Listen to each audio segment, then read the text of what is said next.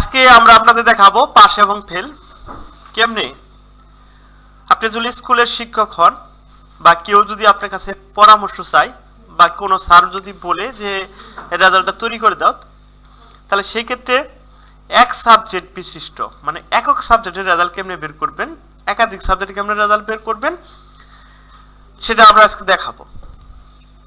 এক সাবজেক্টে এটা হলো নাম্বার দিয়ে, যেটা ক্লাসের নাম্বার। ক্লাসে আপনারা জানেন যে 33-এ পাস, ঠিক আছে, 33-এর কম পাইলে ফেল।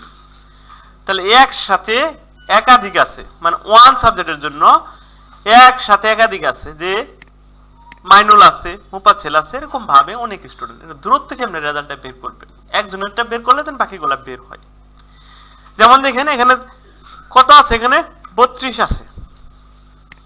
32-এ ফেল। যখন আমরা 33 লিখবো তখনই পাস, যখন আমরা 35 লিখবো তখন হবে পাস, যখন আমরা 20 লিখবো তখন হবে ফেল। এটা কেমনে করলো এটা আমরা আজকে দেখাবো, কেমনে কাজটা হলো। দেখেন খুব সুন্দর ভাবে আমরা প্রথমে সব সিলেক্ট করছি, মশাই দেব, শেষ। শর্ত থাকলে ইফ দিতে হয়। আমরা কিন্তু প্রথম একটা ক্লাসে কিন্তু আপনাদের বুঝাইছিলাম, সেটা হলো ইনকাম ট্যাক্স নিয়ে। আমরা প্রথমে এখানে রাখবো, যে ঘরের রেজাল্টটা দেখবো সে ঘরে রাখবো। আমার অ্যাড্রেসটা হলো D10। আমি ফর্মুলা বারবে কাজটা রাখছি, প্রথম ইকুয়াল IF দিলাম। এরপরে সাবজেক্টের ঘরটা মাইনুল, সাবজেক্টের ঘর হইলো বাংলা, সেটা হইলো C10। এই ঘরটা যদি কি হয়, এই ঘরটা যদি 33 থেকে বড় হয়, 33 থেকে বড় হলে কি হবে, পাস। আর যদি 33-এর সমান হয় তাও পাস। 33 থেকে বড় হইলেও পাস, 33-এর সমান হইলেও পাস, মানে 33 পাইলেও পাস, 33 থেকে বড় যা হবে, ঠিক আছে, পাস হবে। তাহলে হবে কি, কমা, ইনভার্টেড কমা, PA পাস। এখন এই ক্ষেত্রে পাসের জায়গায় যদি আমরা বলি যে পাস করছে তাই লেখা উঠবে, আর যদি বলি শুধু পাস তাই আসবে। আমরা অনলি শুধু লিখবো pass, PA pass, inverted comma, shift ধরে ইনভার্টেড কমা দিতে হবে। কিবোর্ডে আছে আপনারা দেখে নিন।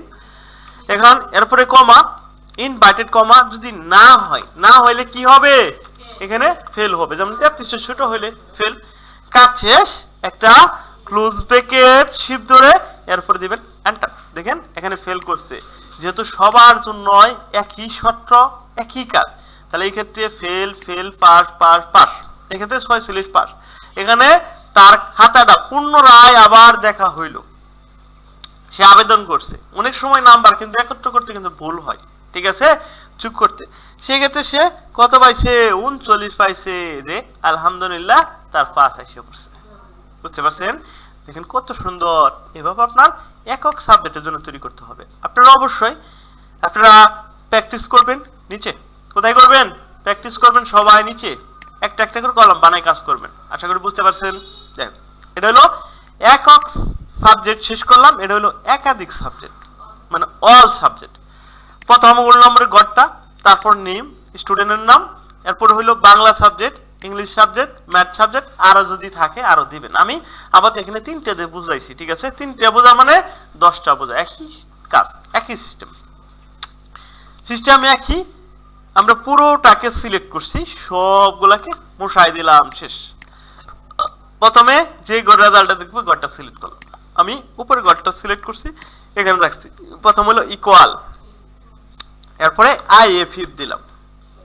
এখন একাধিক সাবজেক্টের জন্য বারবার ইফ থেকে মুক্তি পাওয়ার জন্য বারবার যেন ইফ না দিতে হয়, সেক্ষেত্রে আমরা এন ব্যবহার করব। বুঝতে পারছেন? এন ব্যবহার করব। এই ঘরটাকে সিলেক্ট করলাম, এটা যদি কি হয়, কত সমান, 33-এর সমান বা বড় হইলে পাস, কমা। এই ঘরটা যদি কি হয়, 33-এর সমান বা বড় হইলে পাস। এই ঘরটা যদি কি হয়, 33-এর সমান বা বড় হইলে পাস, একটা ব্র্যাকেট, একটা comma, inverted comma, pass, inverted comma, comma, inverted comma, fail, inverted comma, close bracket, এন্টারতে দিলাম, শেষ।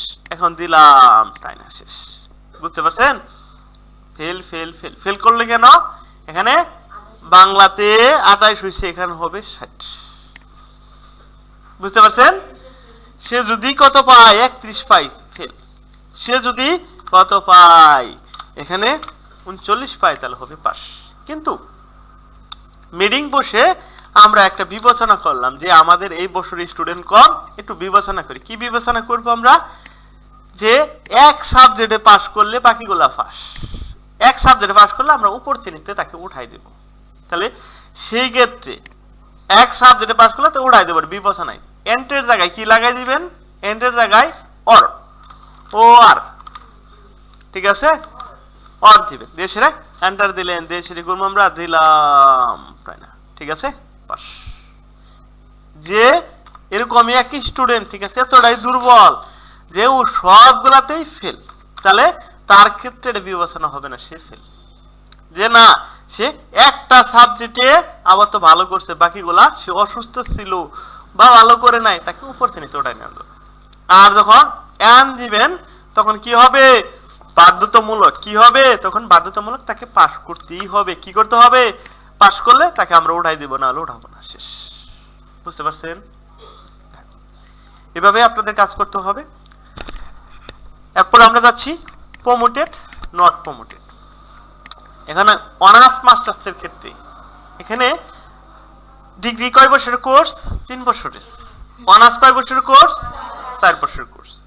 এখন যদি ডিগ্রিতে ফার্স্ট ইয়ারে পরীক্ষা দিলেন, এক সাবজেক্টে ফেল করছেন, সেক্ষেত্রে এখানে নট প্রমোটেড। কিন্তু আপনি পরের দাফে যাইতে পারবেন। পরবর্তীতে ছোট ভাইদের সাথে পরীক্ষা দিয়ে সেটা কি করতে হবে? মানে যারা আছে প্রমোটেড নিয়ে আসতে হবে। এই ক্ষেত্রে ফেল নাই, ফেল তো শেষ, মানে সবকিছু ক্লোজ হয়ে যাব, ঠিক আছে। এখানে প্রমোটেড নট প্রমোটেড মানে উপর শ্রেণীতে সে যাইতে পারবে। এখানে পাশের জায়গায় প্রমোটেড দিছি, ফেলের জায়গায় নট প্রমোটেড। এটা কি দেখা লাগবে নাকি পারবেন? পারবেন এটা? আচ্ছা, তাহলে কিন্তু আমি এটা কিন্তু আর দেখাইলাম না, খালি পাশের জায়গায় কি দিবেন?